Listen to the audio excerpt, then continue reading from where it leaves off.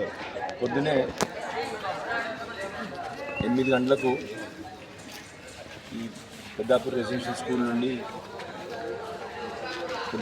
School నుండి కాదు, RDO గారికి ఫోన్ చేస్తే మేము పని మీద ఆర్డీఓ గారు చెప్పడం జరిగింది. ఇక్కడ ఒక బాబు సీరియస్గా ఉన్నాడని, ఎల్లారెడ్డిపేట సిరిసిల్ల బాబు అని చెప్పేసి ఆ బాబుకి కనుక్కుంటే హాస్పిటల్లో ఇప్పుడు ఆ బాబు చనిపోయినాడని కూడా చెప్పినారు. గత 2 వారాల్లో ఇక్కడ ఆల్రెడీ ఇది 4వ ఇన్సిడెంట్. అంతకుముందు ఒక 2 వారాల క్రితం కూడా ఒక బాబు చనిపోవడం జరిగింది.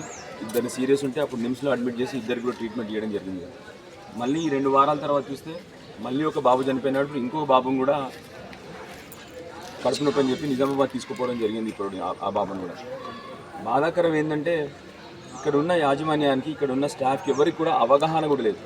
మేము అక్కడి నుండి వచ్చినాము కూడా ఇక్కడ స్టాఫ్ అసలు ఏం జరిగిందో అన్న అవగాహన కూడా లేదు. అన్నిటికంటే బాధాకరమైన విషయం అది. ఇవాళ చాలా ఇక్కడ ఉన్న యాజమాన్యానికి స్టాఫ్కి మొన్న వచ్చి వాళ్ళకి అన్నీ కూడా ఇక్కడ చూసిపోయినాము, మాట్లాడడం జరిగింది. కానీ ఇవాళ బాధాకరం ఏంటంటే 2వ ఇన్సిడెంట్ అయినప్పుడు కూడా అందరూ అదే అజాగ్రత్త, కనీసం సమాచారం లేదు. వాళ్ళకి ఏం జరిగిందో పిల్లలు కూడా తెలియని, సమాచారం కూడా తెలియని పరిస్థితుల్లో ఇక్కడ యాజమాన్యం ఉంది, ఇక్కడ స్టాఫ్ ఉన్నారు ఇక్కడ. సో తప్పకుండా వీళ్ళందరి మీద కూడా వాళ్ళని రిక్వెస్ట్ చేస్తూ ఉన్నాను, మీ పిల్లల్లాగా భావించి ఇక్కడ పిల్లల్ని మీ పిల్లల్లాగా భావించి చూసుకోవాలని రిక్వెస్ట్ చేస్తూ ఉన్నాను.